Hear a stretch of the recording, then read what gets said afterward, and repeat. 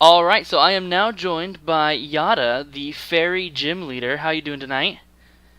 Great, although it's still the afternoon at my time, but Oh, that's hey, true. That's true. It's 12:30 p.m. here, or 10:30 p.m. here. But yeah, nonetheless, I'm glad you're doing well. So I'm gonna go ahead and jump right into these questions. So now you're gonna be taking it from a much different perspective than a lot of the other interviews I've done so far because you're a gym leader, and that's a much different role than a contestant. So, nonetheless, now that the event is over, and you're a pretty early gym leader, I believe you're fourth or third? third, Third, yes, yeah. third, yeah. So, you are an early roadblock for a lot of people. So, how are you feeling now that the event for gym leaders in E4, they've been over for a while, but how are you feeling now that it's all done?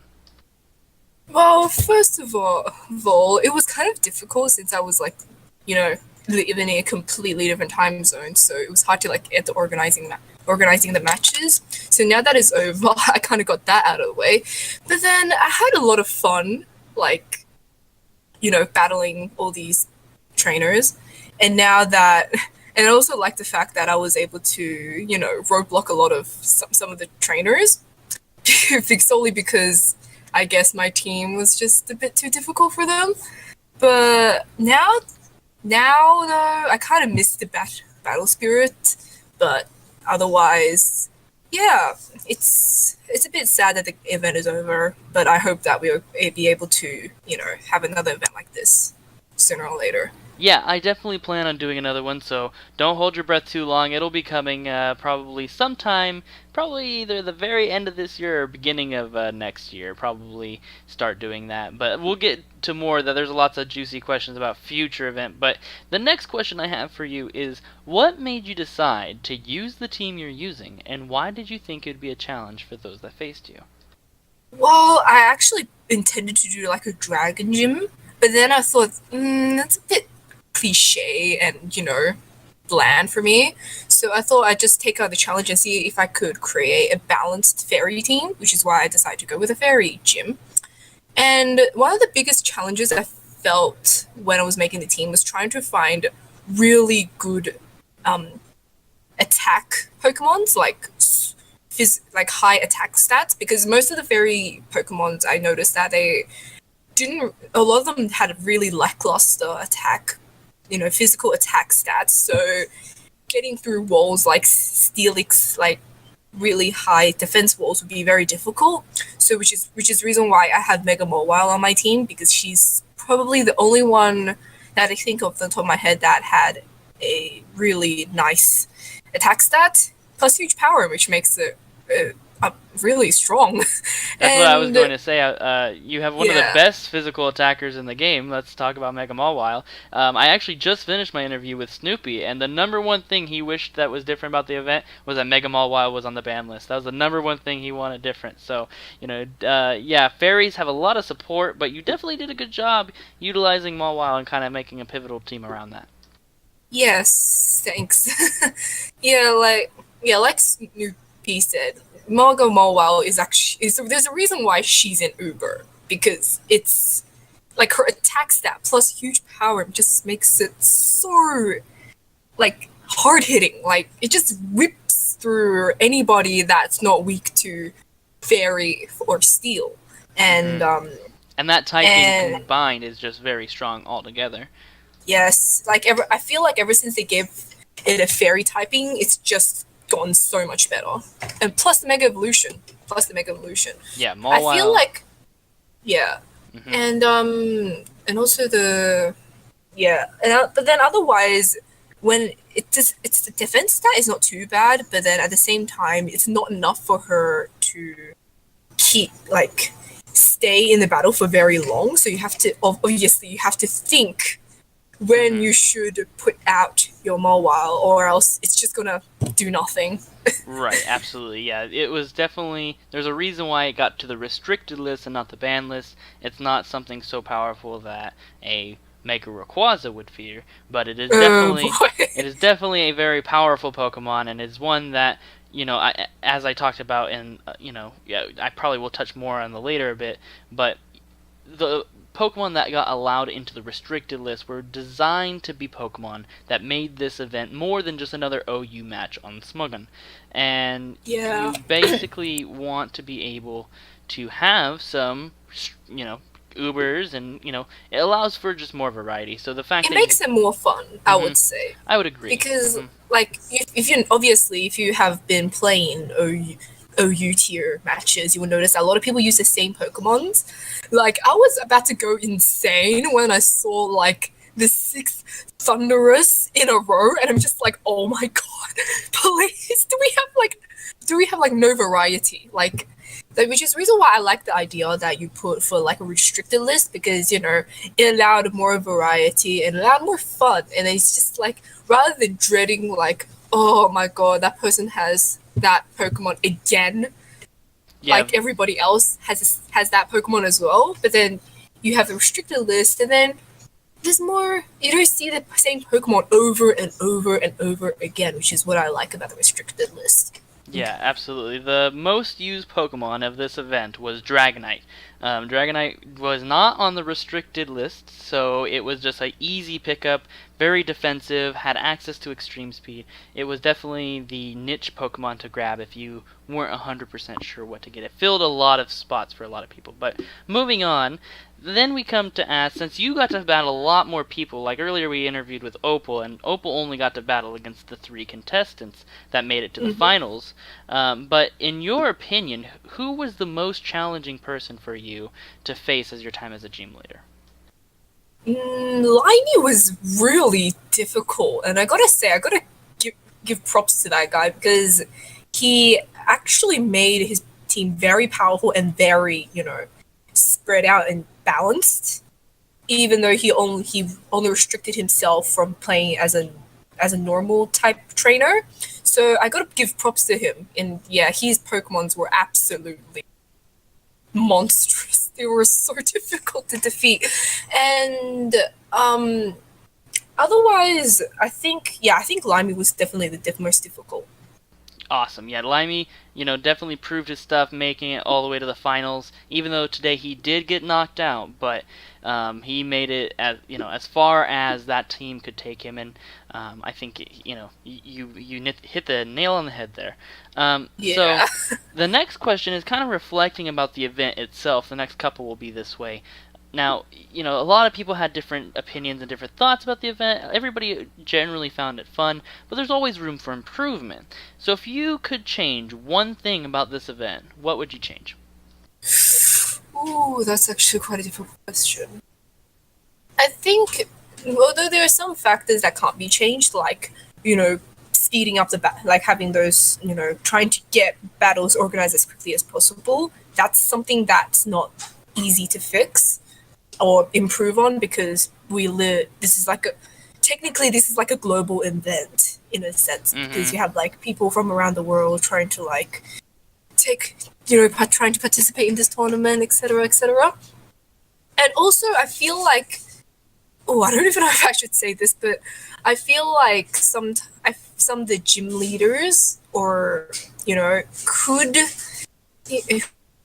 go through like let's say a test to see if they can be a good gym leader, because I feel like some of the gym leaders were a bit too Underwhelming. easy.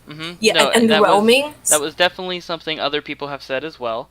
Yeah, Now, so one suggestion now to your earlier point that you made, one suggestion was that even though it's something that there's no truly fair way to fix the problem of the time zone. It seemed like a lot of people, time zone was more of a difficult battle than, say, the trainers or the gym leaders themselves. And one thing that even Opal had suggested in our interview was simply that even though it might not seem the most fair, it might be good to restrict for gym leaders and E4 members to, hey, most, 80% of the people participating are in this time zone. In order to make it convenient for most players, you have to also fall in this time zone to be E4 gym leader. Do you think that's too far of a stretch? Do you think that's too unfair? Or do you think for the whole of the event that would be a balanced thing? And again, this is something that applies directly to you since you're Australian. Yeah, I personally think that's a bit too much of a stretch. Like if we're looking at it from a broad point of view, that's a bit too much of a stretch. But you also got to remember that even still, the Iwaku community is very tiny compared to like the whole world, Of course. and you and even and there's like a even so and then not everyone on Iwaku would know Pokemon, let alone participate in the tournament. So I feel like it's something that needs to be carefully considered because it sounds fair since there's a lot of people on Iwaku live in the similar time zones. But then if you put it out like that, I feel if we put it out like, oh, you can only be a gym leader or E4 if you live in these following time zones. I feel like if you put that out as the, like a signups for gym leaders or E4s, I feel like people will get very angry or like upset because they're just like, oh, but I want to be a gym leader, but I live right outside of the time zone by like an hour. That sucks. So I feel like it shouldn't be implemented solely because of that, because you never know. You just never know how people might react if you Yeah, put it. absolutely, and it's definitely a difficult thing to make better. But I also think one of the things that I'm going to be implementing next time is not necessarily having so many gym leaders and E4 members. I might reduce it to a total of 8 and then the challenge or the champion or something similar to that, because then, for example, if you have one person or even two who have a hard time zone, as long as, and I think it's not even fair to really 100% blame it on the time zones. I also think that towards the end, availability just became a very difficult thing. Yeah. And we started this event in April. Can you believe it? That's so far away. And How? here we are in It's like five October. months, wasn't it? Yeah, Yeah. it was very long. So I think once we got towards the end, everyone was starting to experience a bit of burnout. And I think what we could do to make that better overall is just reduce the amount of gym leaders that there are, so that the contestants go through quicker, and then just make it more of a first come first excuse me serve when it comes to getting to the final event. Yeah, that's actually a really good idea because I feel like the reason why a lot of people dropped out or just didn't participate at all, even though they signed up for it, was simply because the amount of gym leaders and E4s they had to go through, which is when it's like I said, it's quite tedious. Because unlike in the games or in the anime, gym leaders are not always readily available to be challenged. Exactly. So Yes. so I feel like a reduced number of gym leaders or and E4 members would definitely help to keep up with the pace of things. Yeah, and I think, because one of the big things I was looking at was I wanted this event to be challenging for players, so I wanted to make sure that they had to go through quite the gauntlet. But I think next time around, what I'm going to be doing is focusing on each gym and each E4, what have you, be very difficult to go through and have less of them. So it's still a difficult process, but you're not going to have to go through quite as many battles. So I think that might be a good idea. But again, we still have some time to brainstorm, and the next event won't be for a little while. But nonetheless, the next question I have for you is when. Oh, actually, this is more about Sun and Moon now. So when the next event happens, it's definitely going to be well after November, and that means Sun and Yep. Moon's going to be out. And so the big question is, what do you think? Though, if you can just name one thing that will have the biggest impact on an event like we did, that is influence from Sun and Moon, what would it be? I think it would be like those Z ring thingies that The are Z going to moves? implement something like that in like the Sun and Moon because I'm pretty sure those like kind of change up your moves, right? And if I remember correctly, because I haven't seen much of the trailers for a while, actually, for Sun and Moon, or for a while, actually. Sure. So the Z But moves are basically a yeah, one-shot move that you get. You can only do it one time per battle, kind of like a Mega Evolution, but it's just one yeah. move. Most of them seem to be damaging moves. The only one that's different than that is Eevee.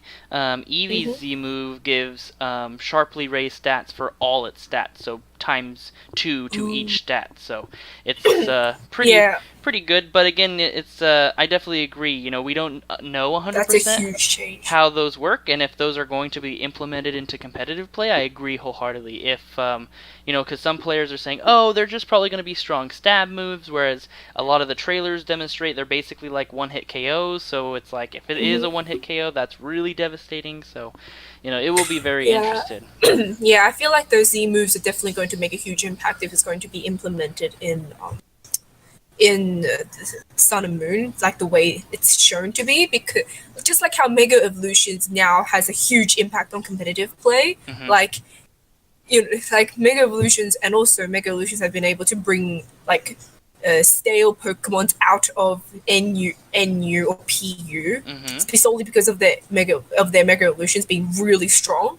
So I feel like Zimus may also allow like Pokemon that have never been in like the competitive scene solely because they've been so weak or out of flavor back into like the meta and really change up how battles will work. It really will, I feel like. Yeah, I wholeheartedly agree. So, one of the most difficult things about this event, planning it, was the ban and restricted list for both players and gym leaders to play around. So, if you could change one part of that section of the event, what would you change to make it better? Oh, I feel like most of the ban list seems pretty straightforward, so I feel like it doesn't really that really be we don't really need to change that. But then but then again, seems like the restricted list is totally dependent on how what other people think are too strong or too weak. So while I feel like we should also go and ask other people of who they think what they think which Pokemon should be on the restricted list or on the ban list. But then at the same time, I feel like that's just going to result in a circle jerk Sure. because people have different opinions. Like we already had like a huge thing about like swag play being banned, and then some people thinking that shouldn't be banned, while others people Mm-hmm. think it should. So I feel like it's just a matter of how the majority. About getting the majority vote. Like, how do they feel about this Pokemon being on the restricted list or the banned list? Well, like for So me, should for example, having everyone's roster, being able to see what everyone chose to play, Dragonite, for example, was picked by nearly everyone. A lot of people who, especially who were successful, had a Dragonite with multiscale on their team. And so that would be argued to say, well, because everyone picked it, it was obviously better than just a regular Pokemon, so it probably, if following the similar guidelines, would actually be restricted due to the fact that it is what the last thing we want in this event is overabundance of representation. You don't want to have every team with a Dragonite. That's not yeah. fun. So if you want Dragonite because he's a solid wall that has access to extreme speed and he's great with leftovers, then yeah, you can use that, but that is your restricted Pokemon. So yeah, good Then points. So then the last thing is, we don't like to play favorites. Favorites is never fun for anybody. But there's only 3 people left. There's Maxim, Ixidor, and Snoopy. And I think you did get a chance to battle Snoopy. I think he went far enough. yeah, And he went freaking all the way. I yes, feel like yeah, basically he snuck in right at the end, right before the doors closed, and went as far as he could before, again, yeah. unavailability beat him. But he did get in the wild card event, and now he's in the finals. So, but if you had to put $1 on any of the 3 to take it all, who would it be? I honestly feel like Snoopy would win out of the 3 because from what I've seen, he actually didn't have that much trouble going through a lot of the gym leaders. I'm actually quite surprised because most people would either get stuck on Jinx, Mm-hmm. uh, sometimes to some extent, me and Glass, as well as Juju, which is gummy bunnies. Mm-hmm. So because a lot of people got stuck on those gym leaders. So and usually they would take at least a couple of tries to get over them. While Snoopy, he just seems to have just gone straight through like a freaking torpedo. He's just Yeah, not. It's like every single wall block that was supposed to make it difficult to like sweep. He just knocks them over. Like a bunch of dominoes. So I place my bets on Snoopy that he will win. Well, that's definitely a good call. So, well, that pretty much wraps it up for all my questions I had. So, now that the questions are out of the way, are there any last little remarks that you would like to make about the event, or any shout outs you'd like to make? Yes, this event was very good, like very well organized for like a first of its kind on Iwaku, and I've definitely had my share of fun and since I'm a sadist, my fun at stopping people from getting past me. Yeah, it's been a really fun event, and I hope that I'll be able to see if this event happen again. Or maybe not as a gym leader. Maybe next time I'll actually participate as a trainer. Who knows? Yeah. It depends on what I feel. But otherwise, I really enjoyed this event. Good. Well, I'm glad you enjoyed it, and I'm really looking forward to when we do the next one. I think it'll be a lot of fun, and I have some interesting twists that I plan right now to implement, and we'll see how badly Sun and Moon messes up my plans. But hopefully, it will only make things better, and I won't have too much to worry about. But again, Yata, thank you so much for again being such an early gym leader. You had a pretty difficult job Yeah. battling so many people, and especially with your time zone, it Mm-hmm. made it much harder. But we appreciate you. I appreciate you. I'm glad that you had a lot of fun, and I'll definitely Aw. be looking forward to when we do our next event. Thank you.